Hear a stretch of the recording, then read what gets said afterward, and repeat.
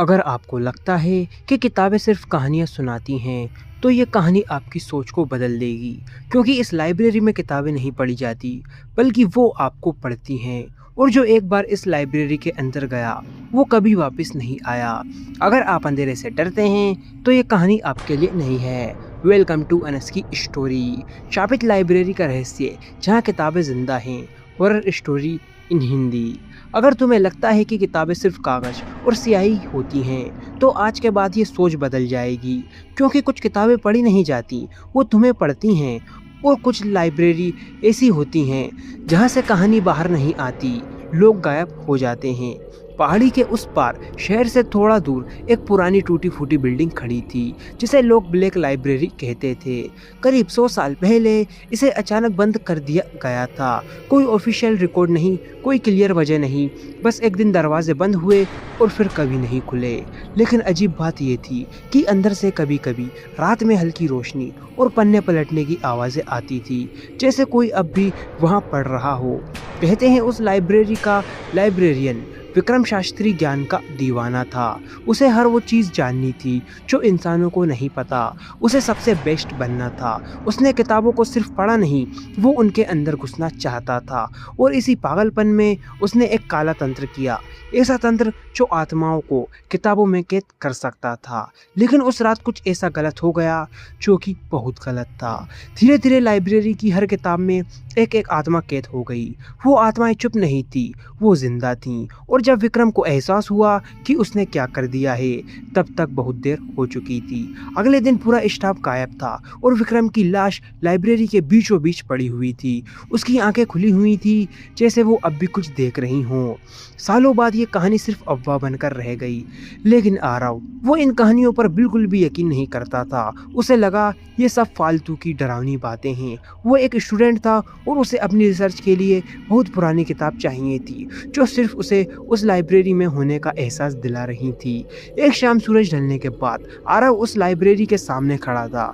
दरवाज़ा जंग लगा हुआ था, लेकिन हल्का सा धक्का देते ही कर्क की आवाज़ के साथ दरवाज़ा खुल गया। अंदर घुसते ही एक ठंडी हवा उसके चेहरे से टकराई, जैसे किसी ने अंदर से उसका स्वागत किया हो। हेलो, कोई है? आरव ने धीमी आवाज़ लगाई, लेकिन कोई जवाब नहीं आया।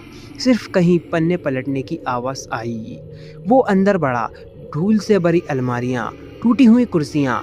लेकिन एक अजीब बात थी, किताबें बिल्कुल साफ थीं, जैसे किसी ने अभी अभी उन्हें छुआ हो। अचानक उसके पीछे से एक हल्की फुसफुसाहट आई। तुम आ गए। आरव तुरंत पलटा, लेकिन वहाँ कोई नहीं था। कौन है? उसने थोड़ा घबराकर पूछा। फिर वही आवाज़, इस बार थोड़ा पास। तुम्हें यहाँ नहीं आना चाहिए था। आरव का दिल तेजी से धड़कने लगा, लेकिन जिज्ञासा डर से ज़्यादा थी। वो आगे बढ़ता गया और अचानक एक बड़ी सी टेबल पर उसकी नज़र पड़ी। वहाँ एक मोटी काली किताब रखी हुई थी, जिस पर धूल का एक कण भी नहीं था। उसने धीरे से किताब खोली और उसका खून जम गया।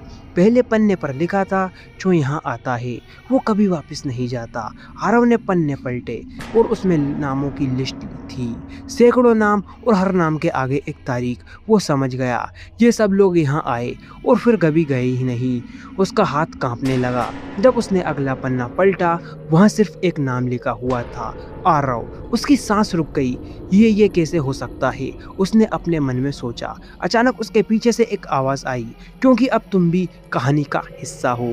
आरव ने पीछे देखा और इस बार वो अकेला नहीं था। उसके आसपास दर्जनों परछाइयाँ खड़ी हुई थी, आधी इंसान आधी धुंध। उसकी आंखें खाली और चेहरे पर दर्द भरी मुस्कान। हमें आज़ाद करो, एक आवाज़ आई।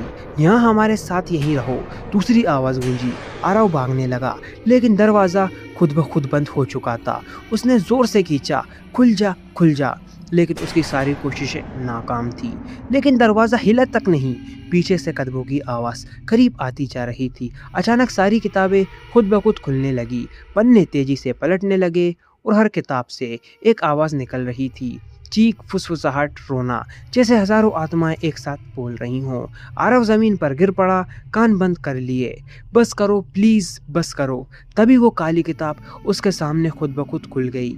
इस बार पन्ना खाली नहीं था, उसमें लिखा था, आरव, समय रात के 2:17, स्थिति कैद। और जैसे ही उसने वो लाइन पढ़ी, उसके आसपास की सारी आवाज़ें अचानक बंद हो चुकी थी। सन्नाटा छा गया।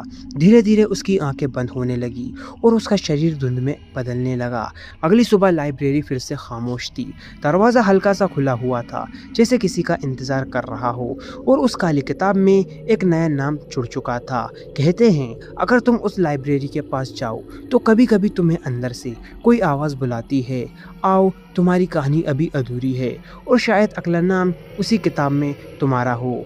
लेकिन कहानी यहीं ख़त्म नहीं हुई। कुछ हफ्तों बाद उसी शहर का एक लोकल रिपोर्टर निखिल इस रहस्यमयी सच्चाई को जानने के लिए निकला। वो वहाँ पहुँचा। उसे लगा ये सब बस एक मिथ है, लोगों को डराने की कहानी। लेकिन जैसे ही उसने लाइब्रेरी के अंदर कदम रखा, उसका कैमरा अपने आप ऑन हो गया। स्क्रीन पर कुछ अजीब दिखने लगा। खाली कमरों में धुंधली परछाइयाँ और हर शेल्फ के पास खड़े लोग जो असल में वहाँ थे ही नहीं।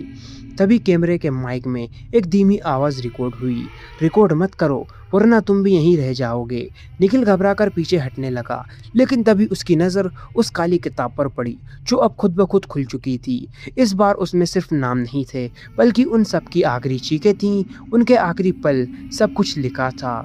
और सबसे नीचे एक लाइन उभर रही थी, निखिल अगला गवाह नहीं, अगला कैदी है। उस रात के बाद निखिल कभी वापस नहीं लौटा, लेकिन उसका कैमरा लाइब्रेरी के बाहर पड़ा हुआ मिला। जब पुलिस ने फुटेज चेक की तो आखिरी क्लिप देखकर सबके होश उड़ गए। स्क्रीन पर निखिल भाग रहा था, चीख रहा था, और उसके पीछे कोई नहीं था। फिर भी उसके पैरों के निशान के साथ साथ ज़मीन पर कई पैरों के निशान बने रहे। और वीडियो के आखिरी फ्रेम में वो काली किताब खुद ब खुद बंद हो गई, जैसे उसने अपनी अगली कहानी पूरी कर ली हो। आज भी वो लाइब्रेरी वहीं खड़ी है, खामोश अंधेरी, लेकिन अंदर कहीं ना कहीं पन्ने तब भी पलटते हैं। और अगर तुम ध्यान से सुनो तो एक आवाज़ भी आती है, कहानी ख़त्म नहीं हुई, बस किरदार बदल गए हैं, कहानी वैसी की वैसी चल रही है।